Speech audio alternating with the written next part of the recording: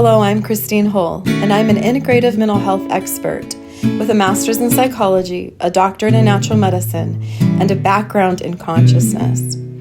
I am presenting to you some ideas about ego structure, personality disorders, and solutions that you will find nowhere else. Why are we doing this? So let me share. Why am I the one teaching this? Because I am in recovery from major ego structure issues. I went into a psychology degree as a 19-year-old, hoping that I would learn how to fix myself. I did not learn how to do that in my bachelor's degree, and I certainly didn't learn how to do it in my master's program. I did not learn what I'm teaching you from my formal training for the most part, more from my life training. And some of that relates to a lot of that relates to 12-step recovery, actually. I was in the middle of my bachelor's degree when I had a spiritual awakening. And that was what led me to find real answers. And so one of those things was I was able to turn my whole life around from a very dark path. And the spiritual solutions I found have become really the framework of everything I'm now still doing. I followed those paths longer and with more passion than the academic paths. But I am going to talk about the academic side of this because I feel like there are some things here that for people that are in a formal background or who are looking for labels that you're going to hear about, you're going to hear those. And I want to make sure that we create some crossover so that all fits together. #end your war. But a lot of times your war is not something you hear about, because when you think about what is your war, what comes to mind? For me, it's up here, right? It could be a spiritual battle, or it could be a war of your own making, obviously. It could be with a significant other or any other individual. I would have, if anybody wanted to challenge this, I would say the ego is involved in 100% of the time in any war created. Whether that, I saw some nods, whether that's in your head or that's global, right? Isn't that interesting? Okay, that's why we're talking about ego. I asked my hairdresser this yesterday. What is a personality disorder? So if you were interviewed, the man on the street, the question coming at you from nowhere, how would you answer this question? Please pause, share your ideas in the comments, and while you're at it, please subscribe. I will share what my hairdresser said, and I thought this was interesting. She started naming off disorders, but there were more mental health. She's like, oh, like depression, anxiety, trauma and stuff. And I'm like, oh, that's interesting. So that fits in the model, but that's not truly a personality disorder. I'm curious if anybody wants to guess a label that it's not depression, anxiety kind of stuff. Narcissism. Is everybody familiar with that? The narcissistic? There's a lot of stuff out there right now on how to deal with narcissistic abuse. Are you a victim of a narcissist? Okay.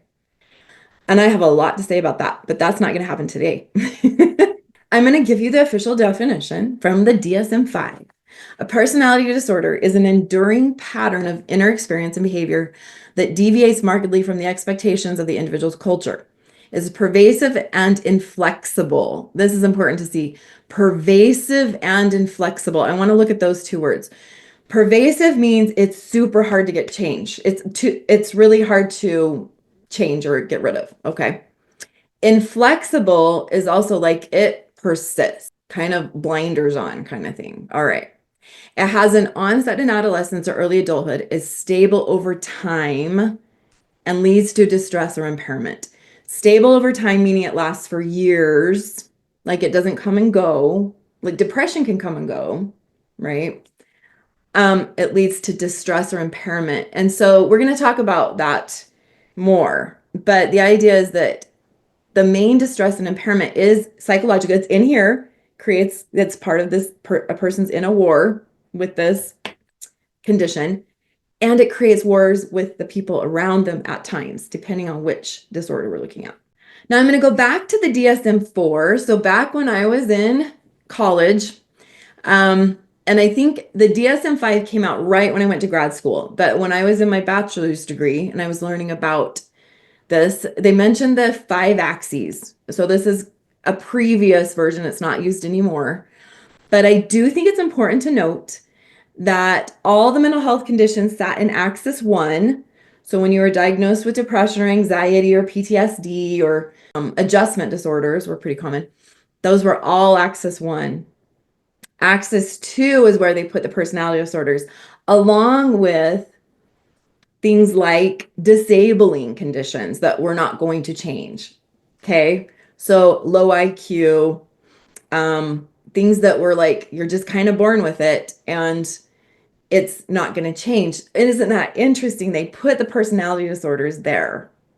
So when I was in school, basically that was scary to think like you could have a personality disorder and it would be your lifelong sentence or diagnosis. Like it wasn't going to change. So that's gone, but I do want to share that history because it positions that very differently. They made it a completely different condition than a mental health condition. So now it's not really positioned. It's interesting, it says DSM-5 with frequently reported comorbid axis 1 disorders. They still kind of refer to that. So what they're saying is let's compare personality disorders to mental health conditions. And so I'm going to kind of go over, there's 3 clusters. Now, I'm basically giving you more information than I got in grad school. I just want you to know that. It's not meant to overwhelm you. It's also not meant to send you out to start diagnosing people. Let's clarify, right? We don't need that. What this is for, my intentions behind giving you all this information is to empower you.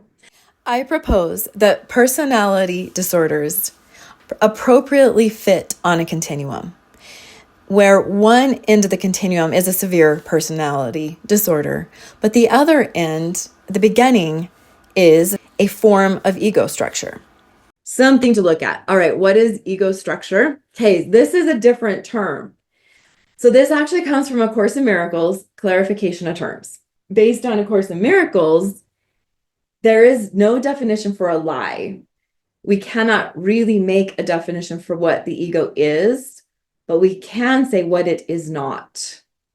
The ego's opposite in every way we call a miracle. Now I want to pause there.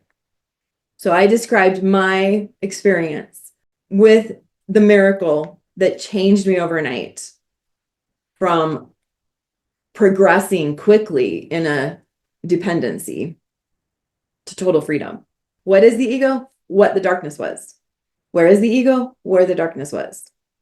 What is it now and where can it be found? It is actually nothing and nowhere when you have the freedom from it. Does that make sense? So it's kind of like this thing that's like the darkness in a room. Okay, so let's imagine the dark room. You walk in.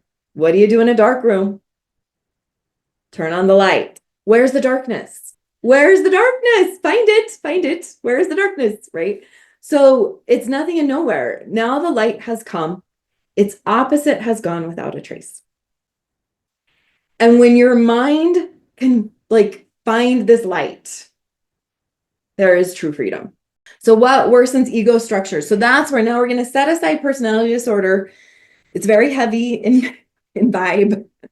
And we're just going to talk about ego structures. And that was one of the things I figured out probably in the last 10 years is I started to rename it and I started to look at it and I started to show people, because if you can't look at it, you're like, I don't want that, you know, and you don't look at it, you're also not going to get light on it. Are you like so many others searching for answers? And are you looking for how to really solve the problem rather than just medicate it?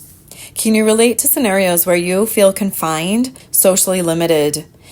Are you in wars, whether you're the victim of that war or you're attacking without realizing it? We've got solutions. Everything from physical solutions to emotional solutions, mental solutions, and spiritual solutions. We'd love to share more with you.